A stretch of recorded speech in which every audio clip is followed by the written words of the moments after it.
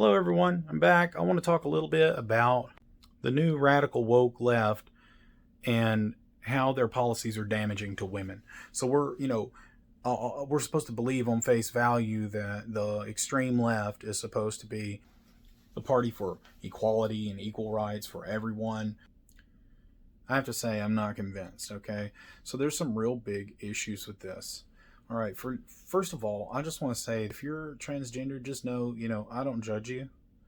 Uh, I'm sorry that you feel the way you do. It must be very conflicting. It must be a very hard life. You must have a lot of difficulties. Um, I don't judge you in any kind of way.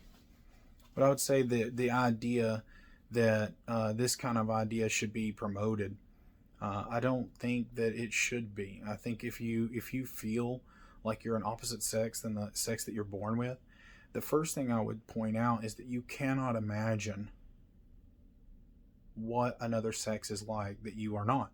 It's like trying to imagine a brand new color that you've never seen before. Go ahead, close your eyes, try to do it. You will fail. It's like trying to imagine a new dimension that you've never experienced. So we live in three spatial dimensions that we experience. We've never experienced any more. There are certain theories that say that there could be anywhere from 5 to 11 spatial dimensions. But we can't imagine them because we don't experience them. So we'll never be able to imagine what that would be like. We know what forward and backward look like. We know what side to side looks like. We know what up and down looks like. But we couldn't imagine. We could never imagine a fourth or fifth or sixth spatial dimension. And so I think that this kind of, it's a strange thing to say that, I know what it feels like to be a woman. For one thing, if I were a woman, I would probably say that I would probably feel like that was offensive to me. That a man is like myself would say that I know what it's like to be a woman. I'm a woman. And there's no way I could possibly know what it's like to be a woman. I don't have those. I've never had those hormones. I don't have the social pressures.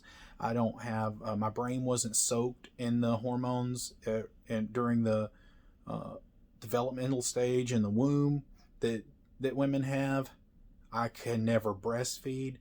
I can never make breast milk. I can never grow a life inside of my uterus because I don't have one. And so I don't mean to be offensive. I swear I really do not.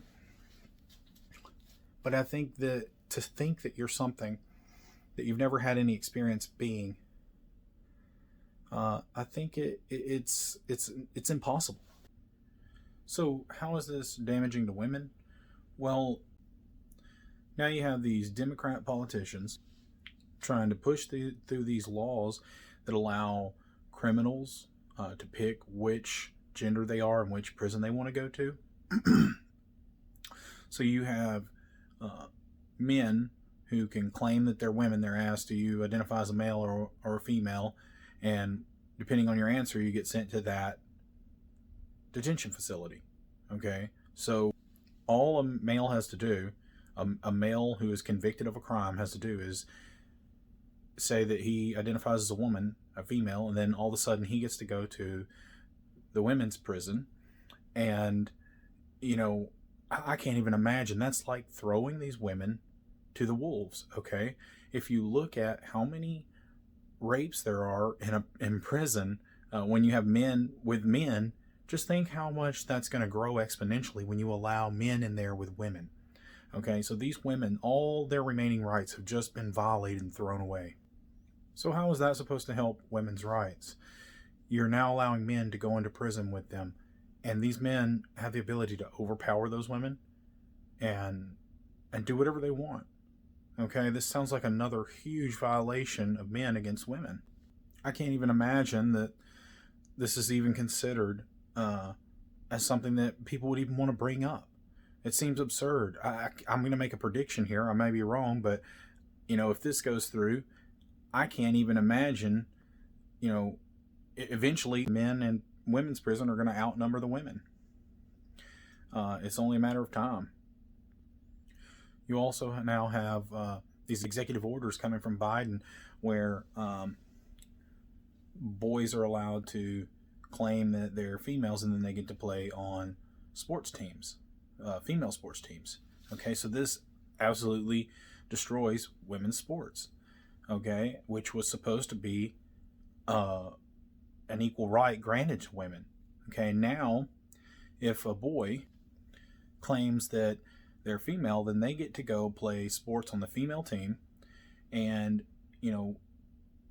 for a little while in the early development, females develop a little faster than males, and this is bad for males to let them play with females because it emasculates them and kind of ruins their confidence and their self-esteem for no reason. And then it's in short order the boys begin to mature and they catch up and they gain that advantage that males have in sports.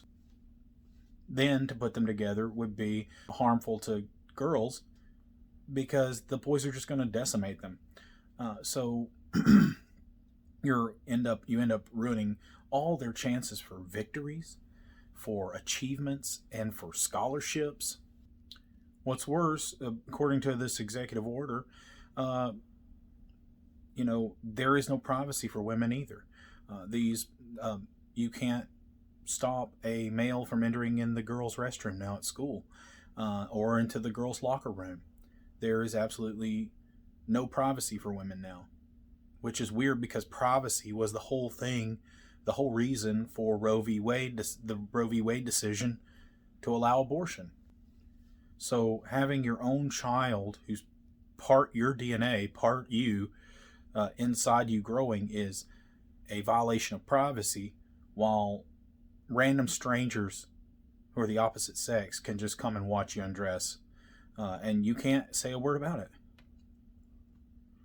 That does not seem like equal rights, and it doesn't seem friendly to women. It doesn't seem fair to women. So I see these woke politics as being a huge undermining factor to women.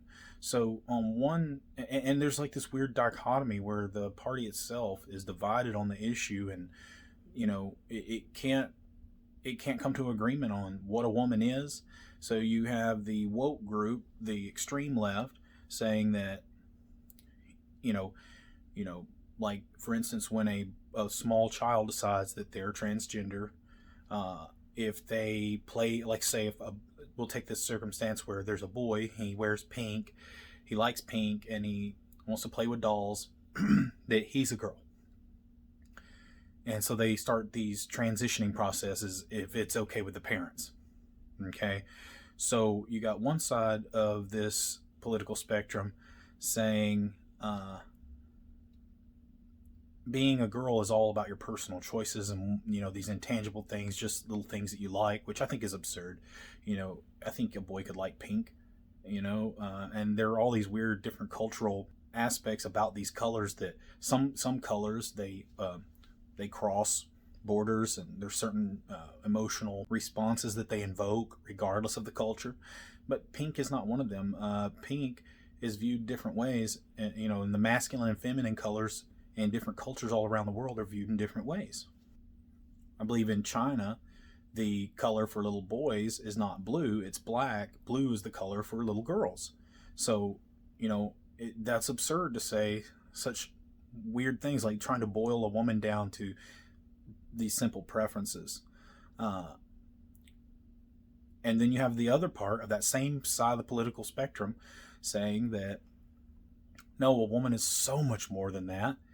And, these things don't matter at all. And, for years and years, decades and decades, they've been telling us that being a woman has nothing to do with the color they like, or, all these things like that. Those are just these roles that society places on them. So these two things are irreparably at odds with each other. They're diametrically opposed and they cannot be reconciled. And in a lot of this, Christians are painted as bigots.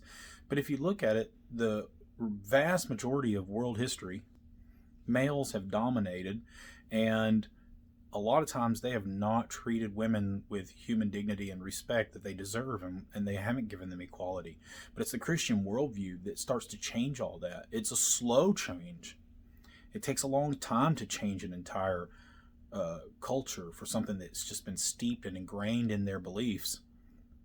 But in Christianity, there are no Greek, There are no Jew, there are no free, there are no slave, there are no male, there are no female. Everyone is equal in Christ. We're all made in the image of God. We're all created equally. We may be different. We may have our differences, but we are all still equal. We all still bear the imago Dei, the image of God. Okay? And so it's because of that that women started rising and people's estimates, and started getting things like the right to vote and things like that. It's the Christian worldview.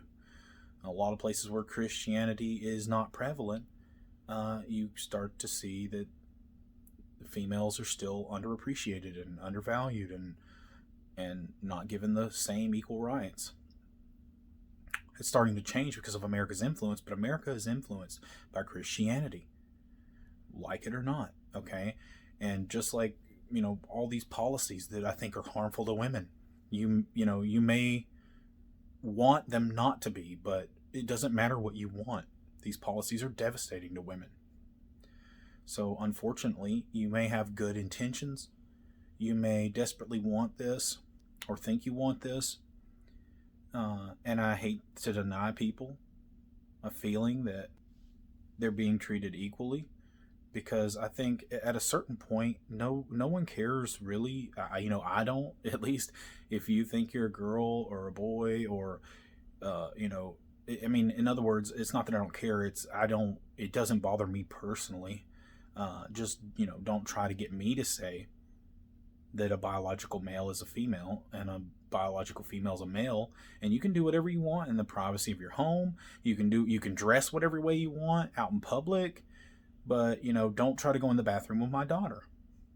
I have a sweet baby girl, and I do not think it's bigoted or wrong to trying to defend her privacy and her rights. My daughter is absolutely precious to me, and I believe she deserves every right that any male does. Especially when, like I said, the argument from the opposing point of view cannot be proven. It's an absurdity to try.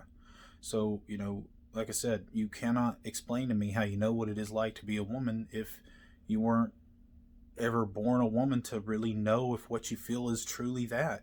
You could just be a man who bears some of these qualities. There are men who are more and less feminine than other men. Everyone is an individual. I think the real harm is done whenever we tell a man he's not a man just because he might be sensitive or that he might be nurturing. That's what a disservice that you're doing to that person, because people are, there is a lot of individuality, and everyone is a little unique and different. And there's nothing wrong with that. So what do we do about the bathroom? Well, I think the bathrooms and the sports and the prisons, I think these are all hardware issues. So no matter what you believe. So you could say, well, Jeremy, you are absolutely 100% wrong. I will never agree with you on this. You're just a big old meanie. You're just a big old meanie, okay? You could say that. You could say I'm evil, all right? I beg to differ, but you're trying to apply these changes that you say are these hardware and software issues. So you got the wrong software loaded on the wrong hardware, right? So you got the female hardware loaded on the male software, or vice versa. Well, these are hardware issues. If you're a male physically, just go to the physical male bathroom, okay? Because it's set up for you. There are urinals there, and that's where you need to use the restroom, is because it's built for your anatomy. Same thing for the women's restroom. There are more toilets in the women's restroom because of their anatomy. It's a structural issue. It's a physical hardware issue. It doesn't have anything to do with your software, okay? Same thing for the sports. It's like taking an older computer and saying, well, I've got a newer software uploaded onto it, so I'm going to take my USB Type-C and I'm going to cram it into my old USB 2.0 port, because I just got this software, so I'm just going to keep ramming it in there until it works. It's a software hardware problem, okay? You're going about it the opposite and completely ridiculous way, and it's starting to cause a lot of harm and damage. And where you lift one person up, you destroy another person. And that's not how our system's built, and that's not how our country is designed to run. everybody has all these rights that are inalienable. They're given from God. Okay? People can't take them away. And the government is here to help protect and to facilitate those. But you can't destroy one group while trying to lift up another. Okay? And so that's my take on this. I think this country's taken a dark turn with these aggressive woke policies that are indefensible from a logical standpoint. All right, until next time, everybody. If you enjoyed this video, please consider liking and subscribing. If you didn't, like it anyway.